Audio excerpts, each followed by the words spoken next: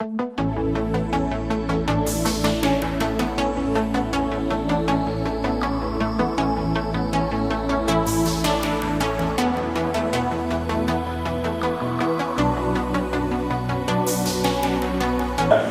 Rodrigo, doutor Ivan, doutor Paulo Rochedo, aqui presente, doutor Ali Nassanasa, cumprimentar aqui em nome do secretário do Meio Ambiente americano. Sabemos que o assunto da represa de Salto Grande é um assunto bastante importante. Só que os municípios que fazem parte da bacia da represa não são todos eles da Agencana. A Agencana congrega 20 municípios de nossa região. Nem todos os 20 municípios de nossa região fazem parte da contribuição da bacia da represa. E nem todos os municípios que fazem parte da bacia da represa são da Agencana. Então, nós estamos aqui, a pedido da promotoria, fazendo essa reunião na Agencana, porque entendemos ser um assunto, não só um assunto metropolitano nosso, mas como um assunto de Estado. Vamos abrir para a projeção de explanação. O doutor Paulo Rochedo é o nosso convidado para fazer aqui uma explanação a respeito da nossa represa, em especial no que diz respeito à área de Americana, na área do pós-represa. Tá? Ele é um profissional muito capacitado. Nós tivemos em 2001, 2002, grandes conversas quando a Americana pretendia sediar uma termoelétrica. Ele foi muito importante em toda aquela discussão, depois acabou não ocorrendo a termoelétrica, e é nosso convite, ele vai fazer uma explanação. E em seguida, depois nós abrimos aos debates finais aqui do que foi feito. Tá? Bom, doutor Paulo. Bom dia a todos. Sentar na frente. O senhor Arley da Sanasa, doutor Rodrigo Verino, engenheiro Saciloto, doutor Ivan, o Daí, né? Outros vereadores também, nosso amigo Walter lá também, o Zápia, eu não sei o nome de todos, são poucos, deveria citar todos, mas aí vai esgotar o tempo. Em nome da Juliana, cumprimento todas as mulheres aqui presentes. Eu sou Paulo Rochedo, represento o CEPEMA, Centro Tecnológico. A gente faz levantamentos diagnósticos e também sou perito judicial, prestando um apoio informal ao Ministério Público. Dentro da encomenda que foi feita pelo nosso amigo Walter Veneciano, que concentrasse o assunto na poluição hídrica, então modifiquei um pouco e vou tentar, nesse espaço exíguo, passar alguma coisa, provocação, informação e provocação também aos senhores. Aqui a fotografia via satélite americana, mostrando que a represa ela é um divisor natural que divide o município em duas partes. Essa parte no entorno seria uma área denominada APAMA, Área de Preservação de Americana. Nós podemos considerar a represa como o epicentro de uma área de impacto direto ambiental em termos de impactos hídricos, porque a represa recebe todos os efluentes das cidades a montante no rio Atibaia e também deságua, provocando também impactos ambientais que vão além de Piracicaba. Normalmente a gente estuda isso num comprimento em torno de 50 a 80 quilômetros. No caso hídrico, logicamente é limitado à questão do rio. Lembrando que essa bacia ela é uma bacia classificada como de alta criticidade a nível federal. Então, através disso, a gente pode ter condições de solicitar recursos federais, sim, porque está intimamente relacionado. O impacto que ela causa é um impacto regional, desfavorecido. Essa região, em 2008, foi denominada uma macrozona predominantemente ambiental. O que está se discutindo no momento lá na Câmara é que essa região seja modificada a destinação do solo para uma área urbana. Então, isso é uma discussão que está em tramitação na Câmara no momento.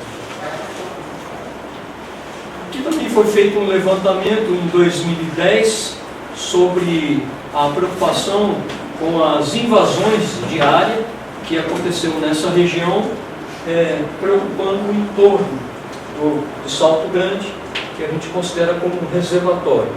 Aqui, rapidamente, o que se pretende nesse projeto de lei que está sendo discutido lá na Câmara, que seria um zoneamento estimado mais ou menos uns 24 mil lotes, aí eu corrijo se estiver errado, e se você considerar 4 pessoas por lote, que é o mínimo, dá uma projeção de 96 mil habitantes novos. Então, o que nós estamos questionando lá é para onde vai esse esgoto e de onde virá a água. Aqui, para facilitar um pouco a visualização, a situação hoje é de 42% de área verde somando as APPs e mais a área rural, 48%. Então, considerando tudo isso, a área verde, que é o que predomina ainda hoje lá, no verdadeiro milagre, né? Então, o projeto que está em tramitação, 64% seria então ocupado por zoneamento urbano, onde se cria 7 zonas novas, denominações novas, para ocupação urbana. E aqui só lembrando o histórico, né? Em 1970, eu tinha 23 anos e morava em Valinhos. E a gente vinha aqui na represa, paquerar as meninas, né? E também andar de veleiro, lancha, né? E vocês veem que foto é uma prova como a coisa estava tranquila naquela época.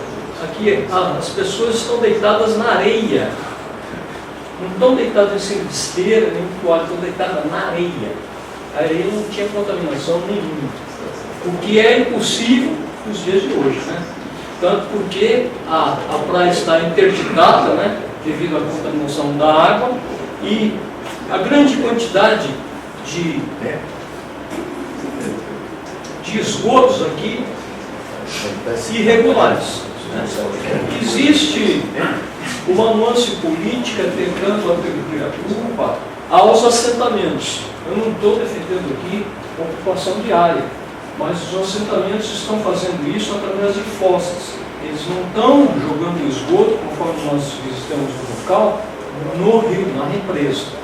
Então, por incrível que pareça, essa contribuição negativa está sendo do lado urbano, do lado oeste, e não lá de cima dos assentamentos, que a maioria deles estão nos limites entre Palminha e Cosmópolis.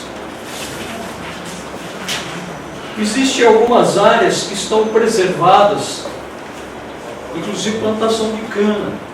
É melhor cuidar da terra aquele que vive dela. Ah, professor, mas removeram a capa verde. Sim, eles removeram o mato, mas eles estão plantando. E qual é a vantagem ambiental disso? Que se garante a permeabilidade do solo. É diferente de você colocar um zoneamento que vai impermeabilizar. Aí eles me encontram o argumento seguinte: não, mas nós vamos exigir por lei que o lote mantenha a permeabilidade, 10%. Ora, isso é impraticável, não tem nem como fiscalizar isso aí. Num lote de 200 metros quadrados, obrigar o cidadão a manter 10%, é lógico que ele vai completar tudo. E ruas, arruamentos, tudo isso aí vai impermeabilizar com certeza. A questão dos aguapés e a questão da mortandade de peixes. São dois episódios que têm ocorrido, sistematicamente, mas esses que eu coloquei como relatório da NTV mostram claramente, né, e se discute as origens. A questão do aguapé. O aguapé é uma planta maravilhosa. Né? O aguapé é utilizado em tratamentos primários de água. Ele é estudado até pela NASA. Né? Mas o aguapé tem um ciclo de vida. Ao passar da vida adulta, ele morre e ele leva para o fundo da represa, do reservatório, todos os contaminantes. Então isso aí vai se agregando ao longo do tempo. Então ele precisa ser removido antes que atinja esse estágio. Aí a CPFL fica no meio desse tiroteio aí, e todo mundo cobra a CPFL. Eu não tenho aqui um aval para defender a CPFL, mas a CPFL, na verdade, ela é vítima de todo o processo, porque ela arca com as consequências de gerenciar isso aí. Manter isso aí equilibrado é praticamente impossível, porque a remoção tem que ser mecânica. Você teria que remover muitas toneladas durante o dia e manter isso aí. Por que os aguapés estão lá? Eles estão lá por causa dos nutrientes. A mortandade de peixe tem um pouco de relacionamento porque está vinculada ao oxigênio dissolvido, que já não existe mais nessa parte aí, como nós vamos ver mais adiante. Então, por falta de oxigênio, o peixe morre. Isso aí já foi constatado várias vezes. Aqui eu ia falar um pouco assim da técnica. A barragem tem 22 metros, a captação é feita na parte inferior e o aguapé, a prófita, ele fica flutuando. Né? Então, se a CPFL abre a comporta, os aguapés descem rio abaixo e vai virar uma calamidade que vai atingir até Piracicaba, além até o reservatório lá de Piracicaba. Aqui uma ideia plana altimétrica da recarga do manancial. Eu estava conversando com o Sérgio Razeira, lá em Piracicaba, ele falou: professor, mas a recarga ela é feita pelo rio. Né? Não só pelo rio, a recarga é feita por todos os afluentes, os riachos, os olhos d'água que alimentam a represa. Mas o que acontece? No momento que você tem a ação antropogênica, a urbanização dessa parte aqui, onde aparecem aqueles esgotos, né, irregulares. Porque o pessoal viu uma rede de concreto passando ali e liga naquela rede. Na verdade, aquela rede ela não é de esgoto.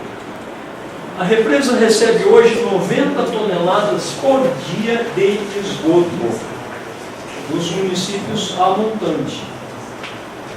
Foi feito um trabalho, um excelente trabalho aqui do Dr. Marcelo Fernandes Fonseca, de Geociências da Unicamp.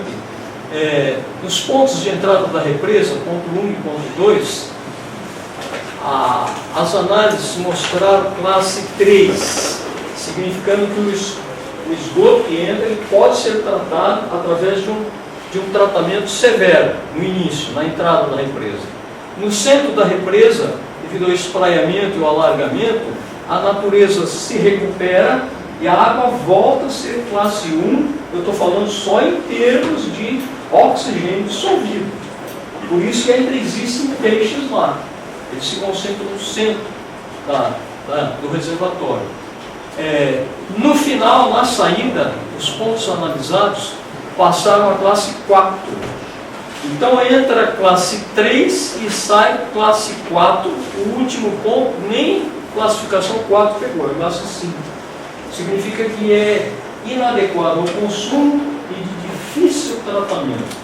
E aí alguém vai dizer para mim, não existe nada impossível, você pode fazer o tratamento, né? Os astronautas que estão na ISS, né, eles estão bebendo, circulando a própria urina. Então existem tecnologias avançadas, mas há um custo para isso. Professor, qual é a razão disso? Por que aqui no final está mais alto? Pelo fluxo, né, de passagem da água. E também pelos ventos. Então se acumulam os aguapés naquela parte de saída. E como eu falei, aquele processo de vida do aguapé, ele morre ali, então se concentra todo o lodo ali naquela região, por isso que a classe ali estoura a categoria 4. É simples a gente entender esse processo. Teve um trabalho espetacular feito pela CETESB, e que foi alvo também de várias teses de doutoramento, porque hoje a represa, doutor Ivan, ela representa um laboratório a céu aberto, né, de teses das universidades, teses de doutoramento, teses de mestrado.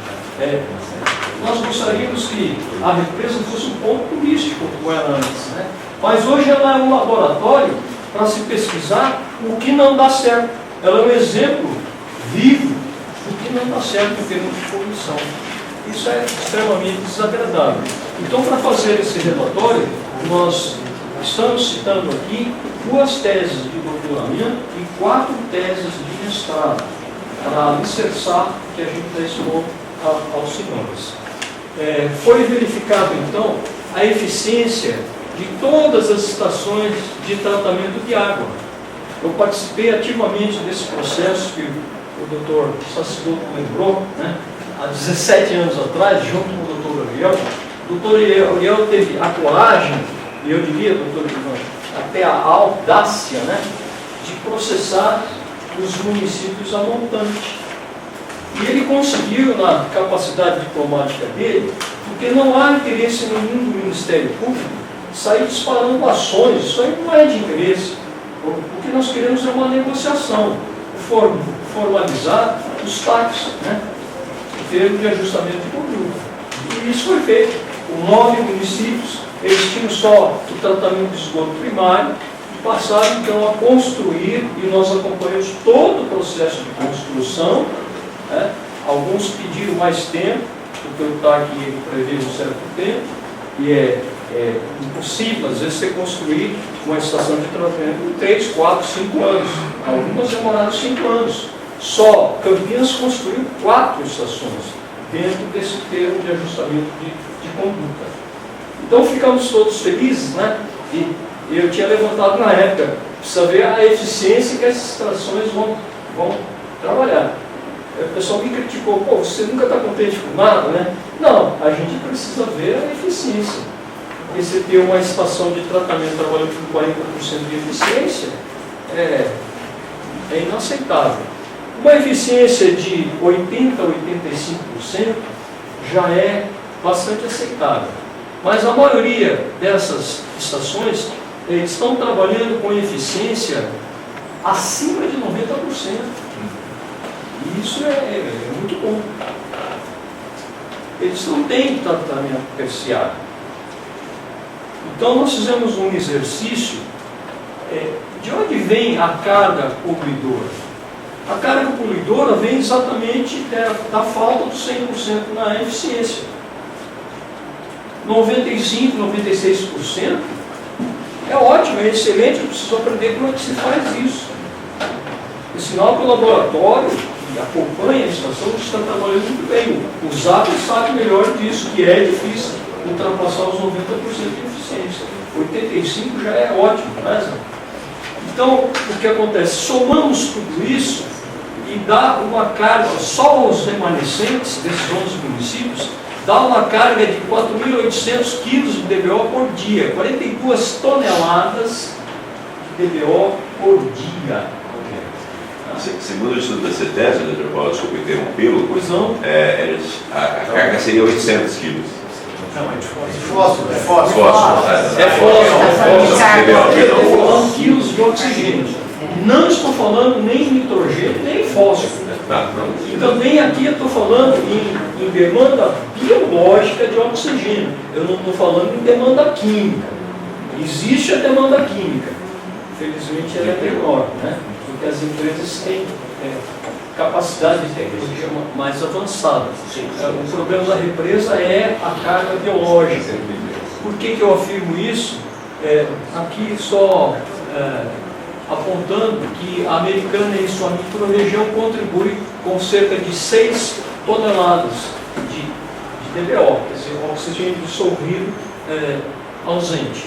Isso significa que, após a Americana, nós estamos jogando uma carga de 48 toneladas de ausência de oxigênio, o que pula para 103 toneladas de esgoto em direção a Tupi, em direção a Piracicaba.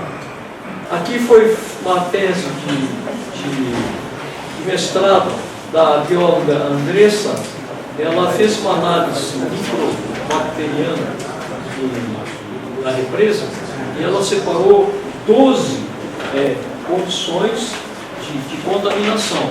Eu estou trazendo para os senhores essas 4, porque elas representam alto risco à saúde pública, porquanto são cianobactérias. Né? Quando a gente chama cianobactéria, é bactéria que sobrevive na ausência do oxigênio. Né? É uma reação anaeróbica. A falta de oxigênio é tão grande que elas sobrevivem lá, as cianotoxinas. E elas agregam doenças como hepatite, meningite, cólera. O papai é contaminado com água, que chega em casa e beija o filhinho e é transmitido pela saliva. Né? De repente o filho tem meningite e não sabe de onde veio. Porque o adulto tem anticorpos, mas a criança não tem. Então isso é só para provocá-los. Né? Aqui a nossa preocupação, Zápia, com relação à aprovação desses zoneamentos novos, que vai acontecer com a captação de Americana. Né? O Rio não tem essa oferta. Aliás, a Americana, perdão, eu estou revelando isso aqui, a Americana está numa situação crítica com relação à cota autorizada pelo Conselho. Não vou entrar em detalhes, né, pelo Comitê PCJ, mas a situação tende a se agravar bastante. Aqui as sugestões que constam do nosso relatório, né, que seria evitar a verticalização, né, evitar lotes de 200 metros quadrados por causa da impermeabilização, porque uma estação que está trabalhando com 96% de eficiência, que é ótimo, vai ter que aplicar um capital muito grande para conseguir os 4% faltantes. E tanto para o Ministério Público, fica difícil a gente fiscalizar tudo isso, e mais ainda para a CETESB, tanto pela área envolvida, pelas distâncias, como pelo sistema em si. Então existe uma segunda alternativa, que seria o tratamento na entrada da represa. Nós podemos fazer o tratamento terciário, engenheiro Sassidor, na entrada da represa, porque aí nós temos um ponto concentrado e haveria uma vantagem também de custo-benefício. Colocaríamos todos os esforços financeiros nisso e deixaríamos também, obviamente, a natureza fazer o seu trabalho, porque o esgoto colocado lá em Atibaia, lá no início, né, ao longo do rio, ele vem se oxidando, então vem melhorando a condição. Ele seria mais eficiente do que fazer o tratamento exatamente lá no despejo da própria cidade, na minha opinião. Você deixa a natureza fazer o trabalho dela e você faz só o polimento final na entrada da represa, aqui, e aí vocês vão perguntar, mas isso aí fica caro. Mas a gente pode fazer um consórcio, cada município contribui numa parcela, o Estado, através da Gincana, contribuir com uma parcela, e até o federal, através do Comitê das Bacias e da ANA, contribuir com uma parcela também. Se faria um consórcio nisso. E essa construção, essa metodologia, ela não é uma coisa cara. Eu não estou falando de batedores, de motores, de custo de energia elétrica. Eu estou falando de uma tecnologia moderna de flutuadores. Esses flutuadores, então, têm dispersores projetados conforme as características de vazão, as características do próprio efluente, né? Agitando a água. A gente usaria a própria vazão do rio. Como são flutuadores, se o rio enche, eles acompanham. Se o nível baixa, eles acompanham. E permite também a navegabilidade. Então, é uma técnica utilizada na Europa. A Holanda tem hoje uma das maiores tecnologias de tratamento de água a nível mundial. Aquela operação gota a gota que foi feita em Israel, pela Aviv, é tecnologia holandesa. Então, aprendi muito na Holanda com isso.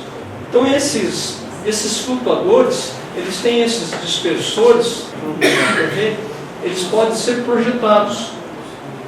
E a grande vantagem disso é que a gente não precisa importar esses equipamentos.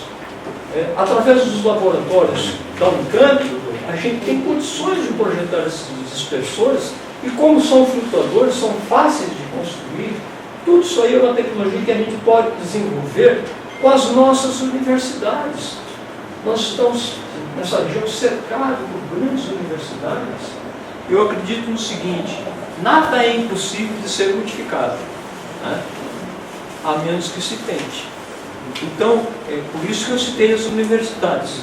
É uma coisa que a gente pode desenvolver aqui na região, e evidentemente aqui eu estou falando em oxigênio dissolvido, que é o nosso pior cenário, mas seria adicionado o tratamento de nitrogênio e de fósforo também, através desse processo.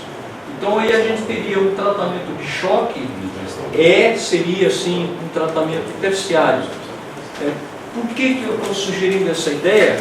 Porque você concentra recursos num local só, ao invés de dispersar os recursos numa área muito grande e em vários municípios. Você pode fazer uma coisa um pouco mais inteligente, eu creio, porque você concentra a atenção ali. Dá uma terceira possibilidade de a gente fazer uma coisa mista, né? Nesses pontos, onde seria mais interessante, mas também na entrada da represa. Eu acho que a ideia da entrada da represa, ela é espetacular, porque da mesma forma acontece com o aguapé. Imagina se você abre a comporta e espalha os aguapés em toda a região até Piracicaba. Então, o tratamento de uma região enorme é muito mais complicado. Por que é interessante a gente manter os aguapés lá, né, sacrificando um pouco o pessoal da CPFL? Porque aí você tem a carga concentrada, é mais fácil de você administrar.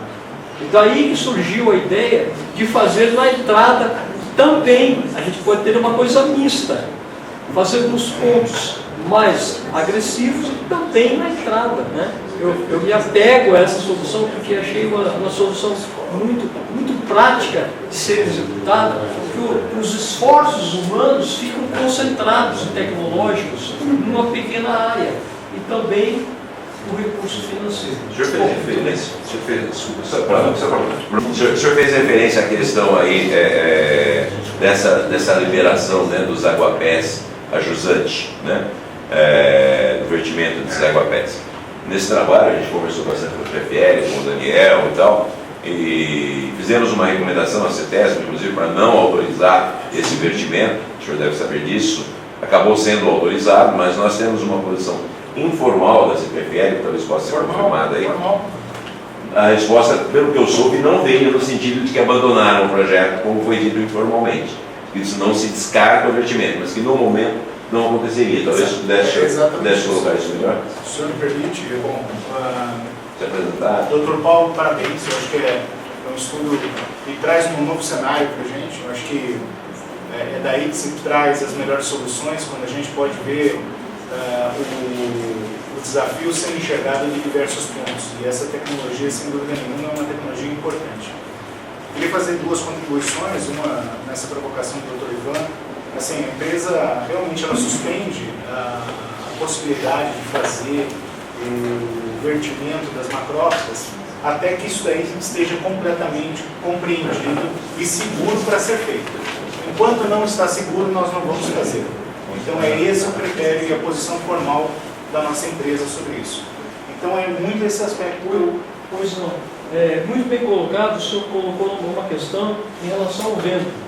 Como são macrófitas flutuantes, tanto pela vazão como pelo vento, elas vão circulando lá. Só que existem duas questões aí.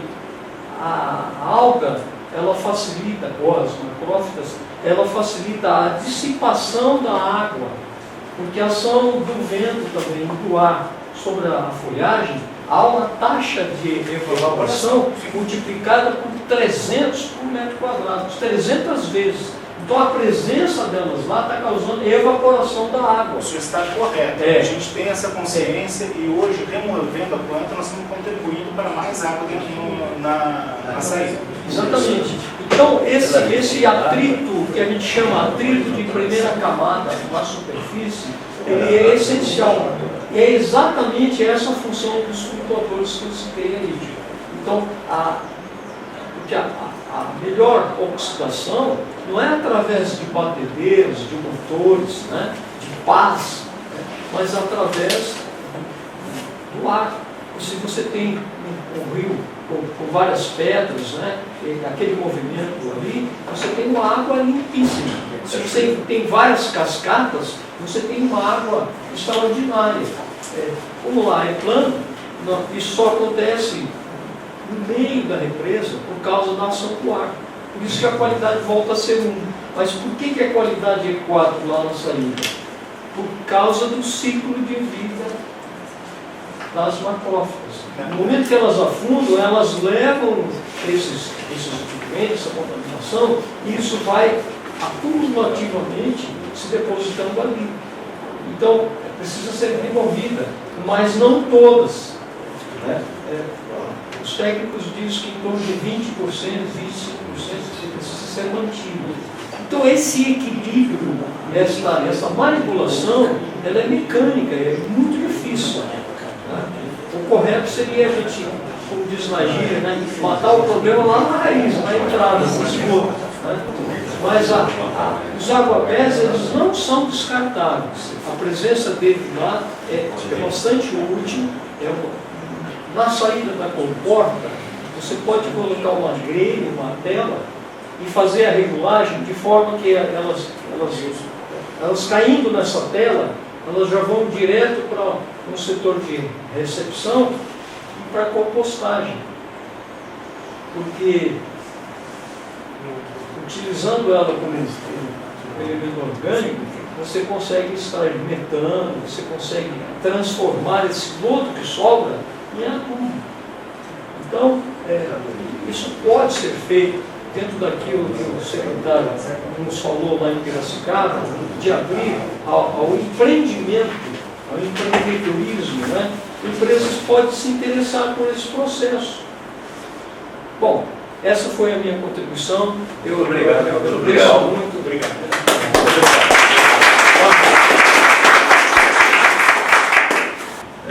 Eu gostaria de sugerir, doutor Sacilo, que ouvíssemos neste momento a CETESB, que ouvíssemos o consórcio, o DAI, se há algum fato adicional, acho que de maneira objetiva, até pelo avançado da hora, né, mas fatos que não foram trazidos aqui, ou se houver eventuais discordâncias.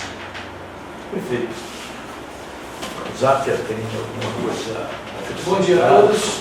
Meu nome é Zápia, sou do departamento de água de Americana e, como o doutor Ivan citou muito bem, nós estamos na ponta, né, no final da linha, e nós recebemos todos os problemas.